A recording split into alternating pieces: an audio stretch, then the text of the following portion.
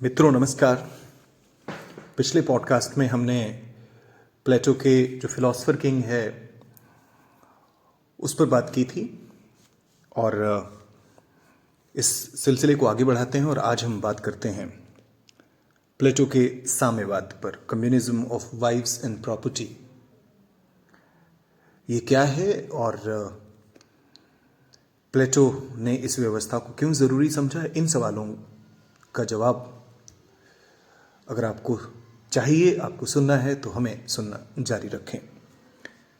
प्लेटो ने संपत्ति और पत्नियों के साम्यवाद का भी उल्लेख किया है। Plato has given the idea on communism of property and wives. ये वाकई में विलक्षण है और हैरान कर देने वाला दर्शन है। अगर आज के भौतिकवादी युग में उच्च पद प्राप्त करने की शर्त संपत्ति और पत्नी का त्याग हो तो मुश्किल हालात पैदा हो जाएंगे। अनेक ऐसी सक्सेस स्टोरीज हैं आज के दौर में जहां पर सफलता तक पहुंचाने में किसी के प्रेमी ने मदद की है तो किसी की प्रेमिका ने। वहीं बिना संपत्ति के जीवन यापन मुश्किल हो जाएगा, संभव ही नहीं। अगर व्यक्ति के पास सुविधाएं नहीं हैं तो उसका विकास अवरुद्ध हो जाएगा। प्लेटो ने दार्शनिक राजा को अपने राज्य के केंद्र में स्थापित किया है। जैसे हम लोग कहते हैं कि कहीं नजर न लग जाए, वैसे प्लेटो को लगता था कि दार्शनिक राजा कहीं संपत्ति का पारिवारिक मोह माया के कारण अपने मूल उद्देश्य से डेविएट ना हो जाए, भटक ना जाए। अर्थात कहीं प्रॉपर्टी हो या फैमिली रीजंस की वजह से, पर्सनल रीजंस की वजह से या लोभ या लालच की वजह से जो दार्शनिक राजा है उसका वो कहीं जो उसका मूल उद्देश्य है, एक स्वर्ग जैसे राज्य की स्थापना, उससे भटक ना जाए, डेविएट ना हो जाए। यही वजह है कि वो पैसे और प्रेम को दूर रखना चाहता है, संरक्षक वर्ग को, गार्डियंस को, फिलोसफर किंग को। इसे हम कंचन और कामिनी भी कह सकते हैं। हर्निशा ने कहा है कि प्लेटो ने संरक्षकों और सैनिकों के लिए कहा है कि ना तो उनके अपने परिवार होंगे, अपनी फैमिलीज होंगी, और ना ही इंडिविजुअल प्रॉपर्टी या व्यक्तिगत संपत्ति, ताकि वे सब किसी भी व्यक्तिगत हित की चिंता से परे अपनी सारी क्षमता का उपयोग राज्य की सेवा में कर सकें। 24 घंटे, पूरा हफ्ता, महीना और साल पूरे के पूरे राज्य को समर्पित। निजी जीवन कुछ नहीं है, न परिवार है, न पत्नी है, न बच्चे हैं, न ऐसी कोई निजी जिम्मेदारी है, पारिवारिक जिम्मेदारी है। इसी प्रकार न संपत्ति है, न संपत्ति का लोभ है, ग्रीड है कि उसे संपत्ति करनी है, अर्न करनी है।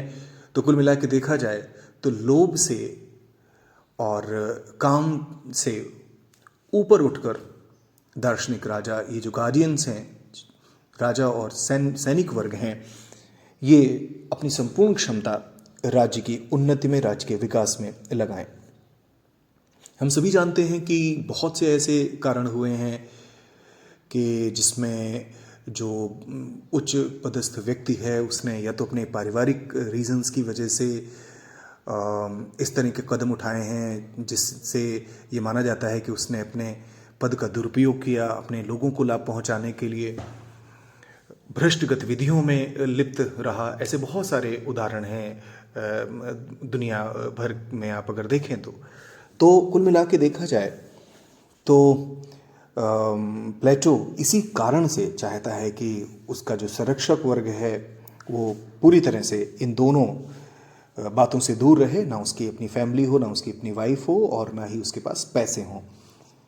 ठीक है, तो ये महत्वपूर्ण है और यही मूल अवधारणा है communism of wives and property, अर्थात पत्नियों और संपत्ति के साम्यवाद की।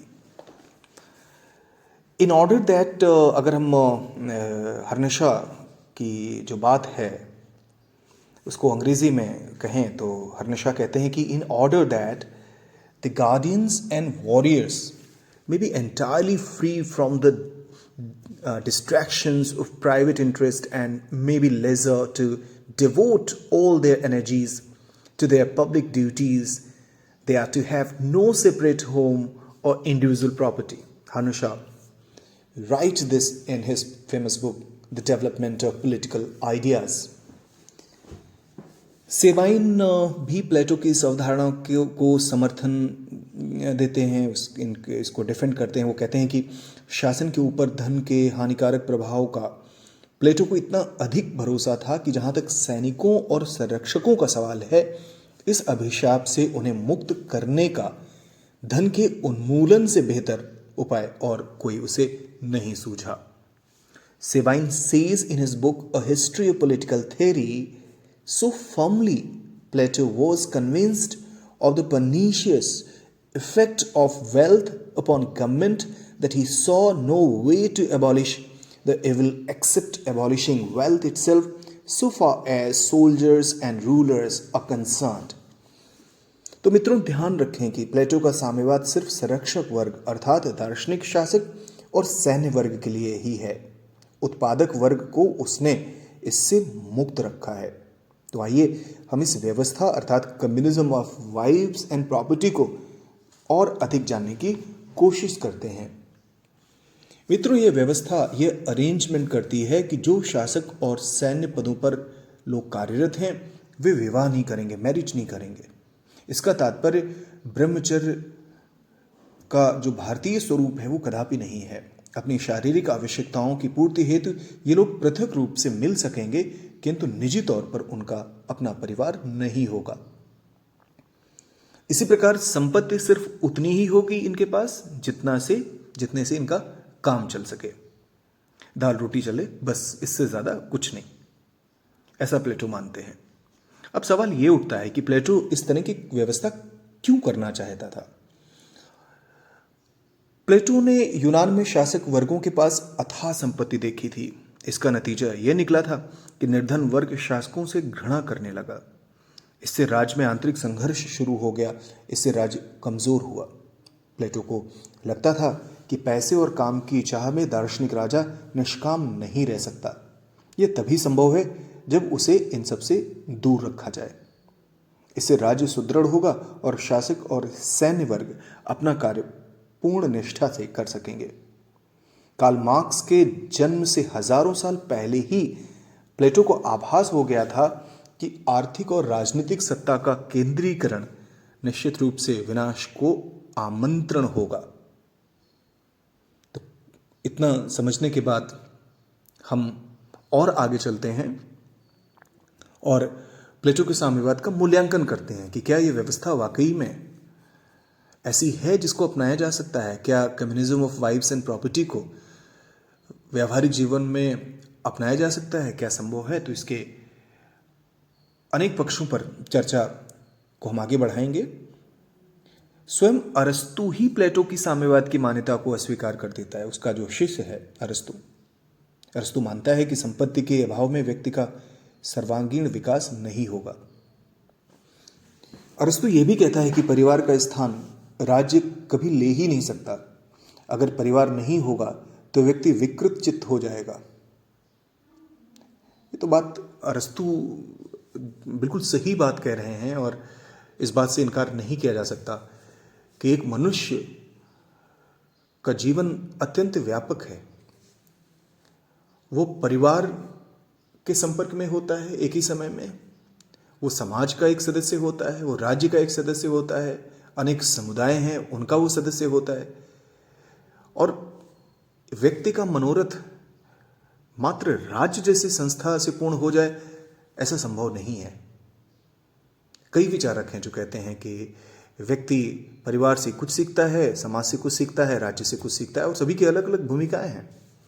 तो ऐसे में परिवार के ना होने से और आवश्यक जो संपत्ति है उसके ना होने से तो व्यक्ति का विकास ही अवरुद्ध हो जाएगा और जैसा कि अरस्तु कहते हैं कि विकृत चित्त हो जाएगा। तो इसकी पूरी संभावना है कि he may not be having required mental strength, so he may be declining his mental strength, the strength which is needed to maintain the functioning of a state or being or holding a prominent position and to deliver the duties associated with that position. बहुत मुश्किल होगा। तो राज्य के द्वारा सर्वोत्तम संतानों के जन्म की व्यवस्था भी ठीक नहीं है। राज्य एक कानूनी संस्था है और राज्य, सबसे महत्वपूर्ण बात यह है कि राज्य का स्वरूप जो है, राज्य के जो फंक्शंस हैं, अगर आपने देखा है, जैसे कानून व्यवस्था बनाए रखना इत्यादि, वो तो कर सकता है, लेकिन संतान का पालन पोषण कैसे होगा, संतान की व्यवस्थाएं कैसे होंगी, ये सब राज्य नहीं कर सकता। सामूहिक पत्नियों या पतियों की व्यवस्था निश्चित रूप से अनैतिक है। ऐसा पशुओं में पाया जाता है। हम मनुष्य हैं और मनुष्य होने के नाते गरिमा से सुसंपन्न हैं। We are human and being human we are filled with dignity, we have dignity. और ऐसे में जो प्लेटो जो व्यवस्था करते हैं, तो इससे मनुष्य की गरिमा व्यक्ति के रूप में और समाज की गरिमा सामूहिक रूप से और अंततोगत्वा राज्य की गरिमा प्रभावित होगी नकारात्मक रूप से। तो ये निश्चित रूप से अनैतिक व्यवस्था है जो प्लेटो जिसका समर्थन करते हैं। प्लेटो के साम्यवाद की आधुनिक साम्यवाद से अगर तुलना की जाए, क्योंकि अक्सर साम्यवाद का जो विषय है वो मार्क्स और लेनिन और जो वामपंथी विचारधारा है उसके साथ जोड़ा जाता है। तो प्लेटो के साम्यवाद की आधुनिक साम्यवाद की तुलना अगर की जाए तो प्लेटो और मार्क्स के साम्यवाद में जमीन आसमान का फर्क है। दोनों बिल्कुल एक जैसे नहीं हैं। प्लेटो का साम्यवाद राजनीतिक है, पॉलिटिकल है, जबकि कार्ल मार्क्स का इकोनॉमिक है, आर्थिक है। प्लेटो साम्यवाद की व्यवस्था राज्य को मजबूत करने के लिए करते हैं कि कैसे राज्य आदर्श राज्य में परिणत हो, इसके लिए वो साम्यवाद की व्यवस्था करते हैं। मार्क्स साम्यवाद की वकालत इसलिए करते हैं क्योंकि समाज को वो दो वर्गों में बटा हुआ मानते हैं। प्लेटो का साम्यवाद निजी है, पर्सनल है, पर्सनल लाइफ को इफेक्ट करता है, जबकि मार्क्स का बहुत व्यापक है, वो निजी सार्वजनिक सभी क्षेत्र को एक तरह से अपने में समा लेता है, समाहित कर लेता है। प्लेटो साम्यवाद की रचना इसलिए करते हैं क्योंकि राज्य मजबूत हो, राज्य सुदृढ़ हो, राज्य आदर्श हो और उन सारी बुराइयों से मुक्त हो सके जिसको प्लेटो ने अपने जीवन काल में देखा। मार्क्स के चिंतन और दर्शन पर अगर हम विचार करें तो हम पाते हैं कि एक ऐसा समय आता है कि राज्य ही खत्म हो जाता है। तो जहां प्लेटो अपने साम्यवाद की व्यवस्था राज्य को मजबूत करने के लिए करता है, तो मार्क्स कहता है कि जो राज्य है उपकरण है सक्षम या शक्तिशाली लोगों के हाथों में, जिसका उपयोग वे अपनी शोषण की व्यवस्था को वैलिडेट या वैध बनाए रखने के लिए करते हैं। मार्क्स ऐसा सोचता है। मार्क्स का जो दर्शन है या जो आधुनिक साम्यवाद है वो प्लेटो से बहुत बहुत अंतर है उसमें। लेकिन एक बात माननी होगी हमें कि इतने सैकड़ों साल पहले, हजारों साल पहले प्लेटो ने जो बात की थी, तो उसमें ऐसा लगता है जैसे मार्क्स का एक तरह से एक स्पंदन मिलता है। कार्ल मार्क्स एक क्रांतिकारी विचारक रहे हैं और देश दुनिया में सब जगह मार्क्स के चिंतन को लोकप्रियता मिली है। मार्क्स के चिंतन से प्रेरित होकर क्रांतियां हुई हैं, जैसे रूसी क्रांति, चीनी क्रांति, क्यूबन क्रांति। इतने महत्वपूर्ण विचारक थे। तो कुल मिला के देखा जाए कि मार्क्स के ये विचार 2000 साल पहले से भी ज़्यादा समय से देखें तो लगभग 2000 साल पहले उनका स्पंदन मिलता है प्लेटो के चिंतन में। तो ये एक महत्वपूर्ण पक्ष है। भले ही हमने प्लेटो द्वारा प्रतिपादित जो पत्नी और संपत्ति के साम्यवाद का जो विषय है उसकी आलोचना की है, उसके पक्ष विपक्ष में तर्क दिए हैं, लेकिन इस बात से कोई इनकार नहीं कर सकता कि प्लेटो का जो मकसद था वो एक मजबूत रियासत के साथ था, वो एक मजबूत रियासत के लिए था। The main motive behind the thought of communism of wives and property was to strengthen the state to make the state powerful and to get this state away from all ailments which Plato experienced during his lifetime. तो प्लेटो का उद्देश्य महत्वपूर्ण था, अच्छा था, एक आदर्शवादी उद्देश्य था, आदर्श से परिपूर्ण उद्देश्य था। तो कुल मिला के देखा जाए तो इतने साल पहले इतनी गंभीर दृष्टि से, इतनी व्यवस्थित तरीके से चिंतन करना ये निश्चित रूप से महत्वपूर्ण था। तो मित्रों, इस विषय पर आपकी प्रतिक्रियाओं का स्वागत है। बहुत बहुत धन्यवाद।